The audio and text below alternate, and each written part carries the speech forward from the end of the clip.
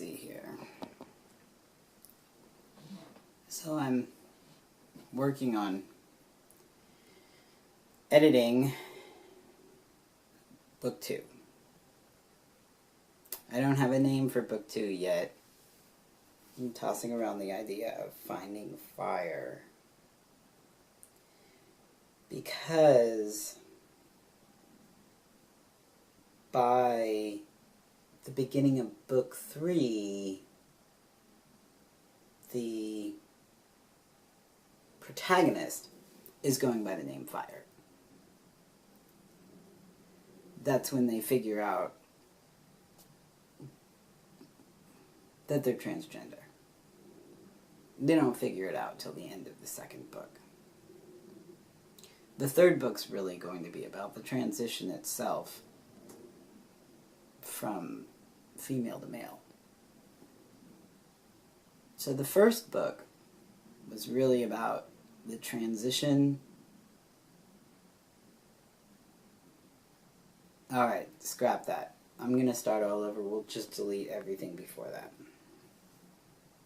Hi, I'm Charles Burnell. Charles Firecat Burnell. I was born Firecat Star Burnell, assigned female at birth, and here I am. Clearly, I am not a woman. So, I've been working on these books. At first I thought it was just going to be one book. Then I started writing. And I wrote the rough draft for what will be the first 2 books and also part of the third book. And then I started going back over because I was impatient and I really wanted to start making this story come to life. And I quickly realized there was no way it would all fit into one book. No one would ever read a book that long. It just wouldn't happen. So, I decided that dividing it up into 3 books would be the best way to go. The first book covers about 10 years' time. The protagonist is traveling all over the country. And they are traveling within themselves. That they're looking outside themselves. They're really aware of the fact that there is an ultimate question that they need to be searching for the answer for, but they're still trying to figure out what the question is. In the second book, the protagonist has figured out what the question is. And they're actively seeking the answer to that question. And by the end of the second book, they find the answer to that question.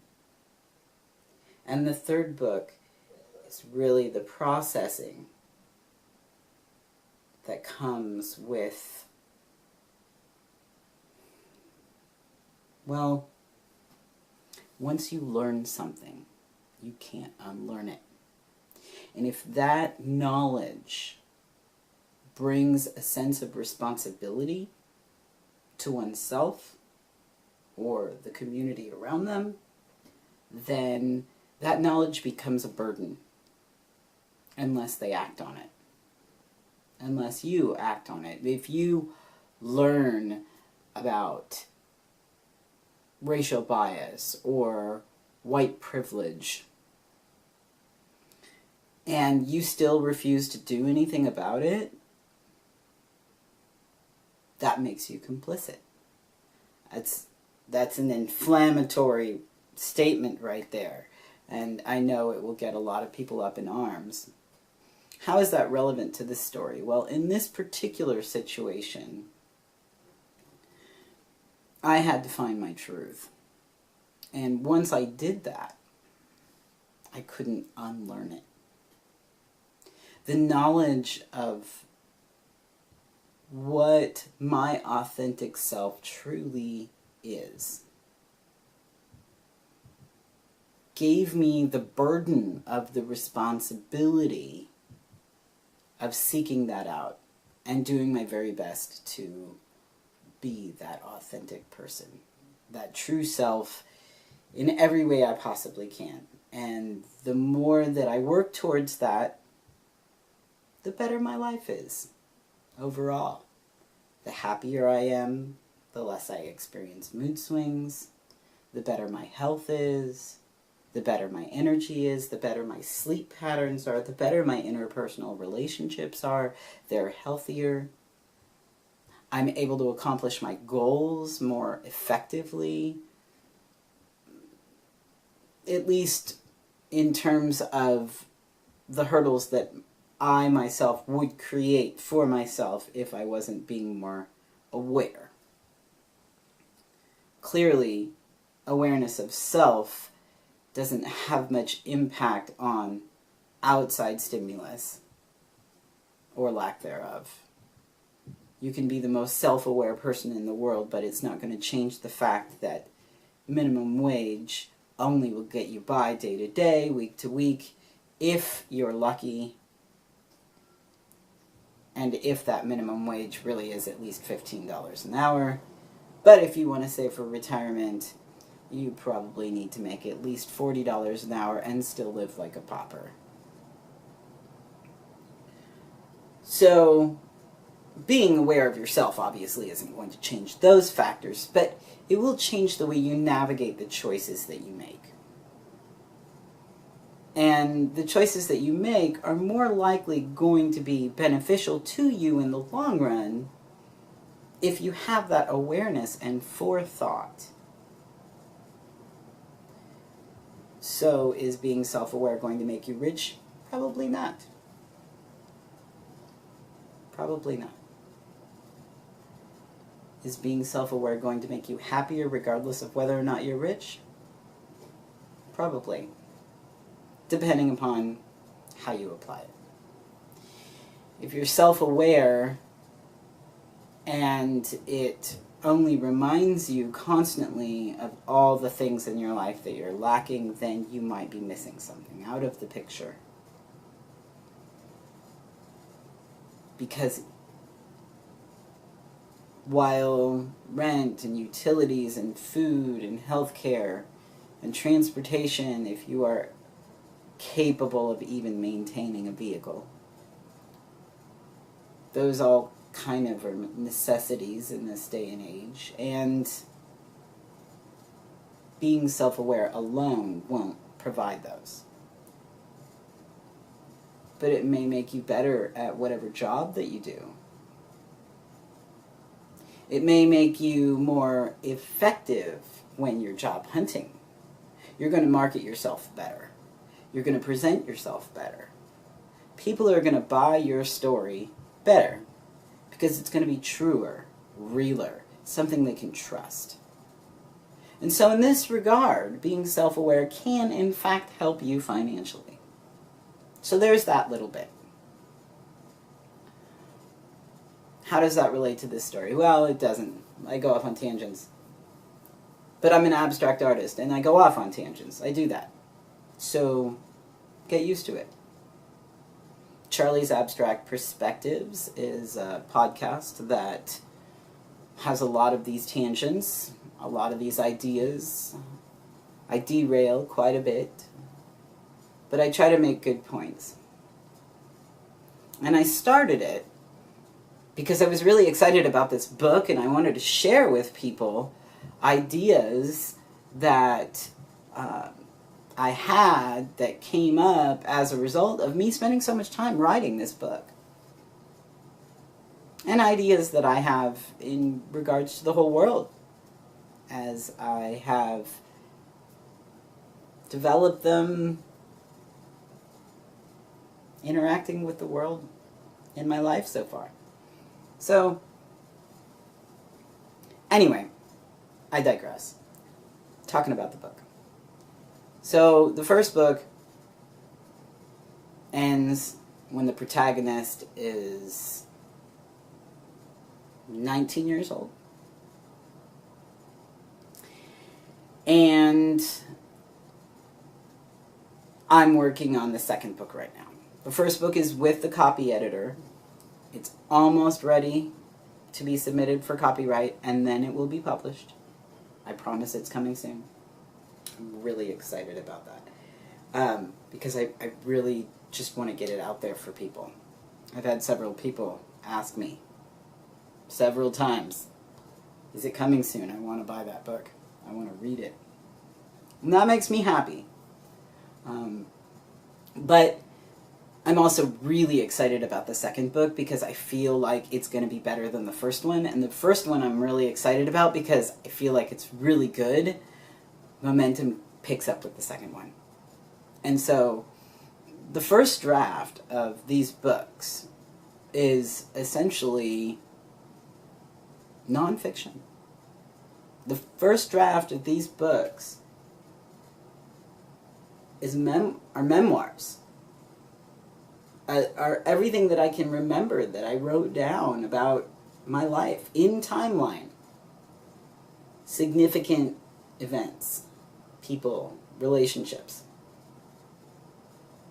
And I'm in the second book now. I'm going through the first edit. No, second edit. The first edit was changing names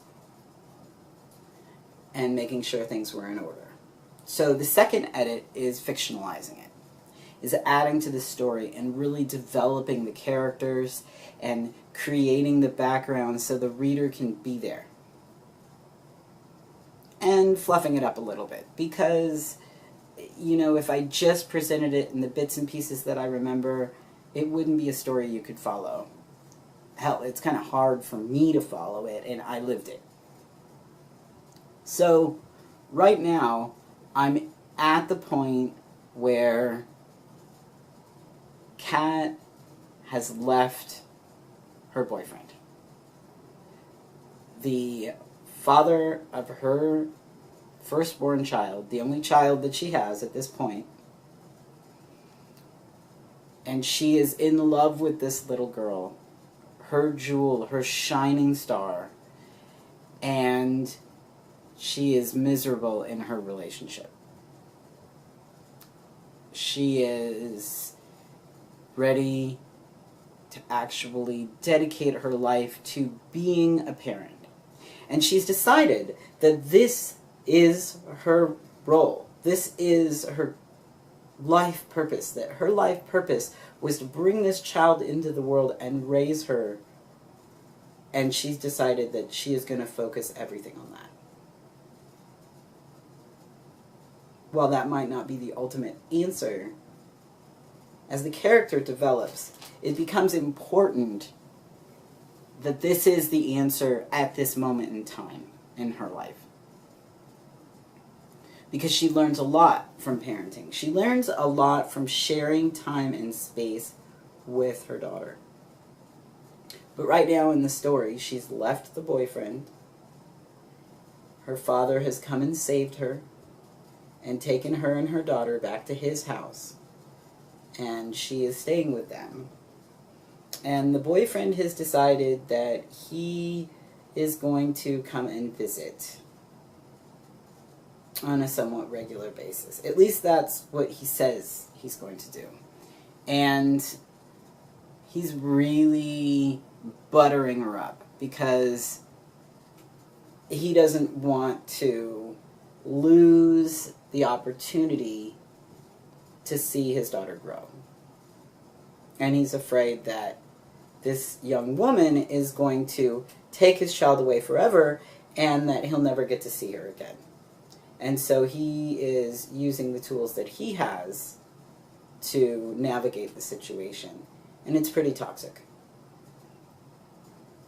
It's interesting, though, working on this book, it really is giving me an opportunity to analyze and dissect, or strike, reverse, dissect and analyze the behavior patterns that I exhibited over the course of the last 30 years, and how I was able to identify mistakes in relationships, in interpersonal relationships, learn from those mistakes, and apply what I had learned to new relationships as they occurred.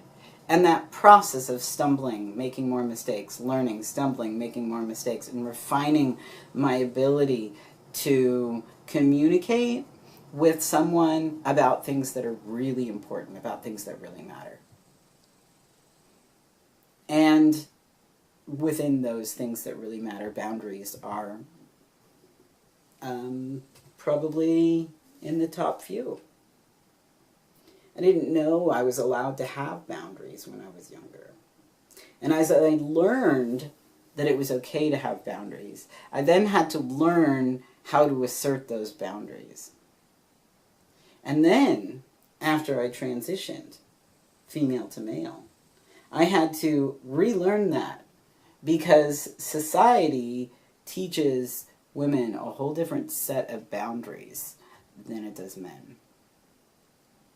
And I don't agree with either of them.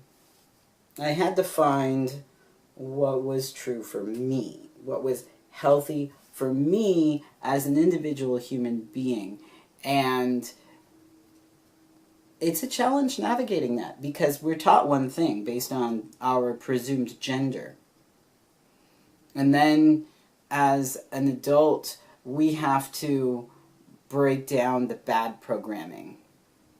We have to debug and recode so that the way that we conduct ourselves is aligned with our true selves rather than what society says we are supposed to be. And I'm going to stop with that because I think that's quite a bit to chew on. I hope that you listen to Charlie's Abstract Perspectives and maybe read some of my writing or check out my artwork. So I'm Charles Burnell, and that's me.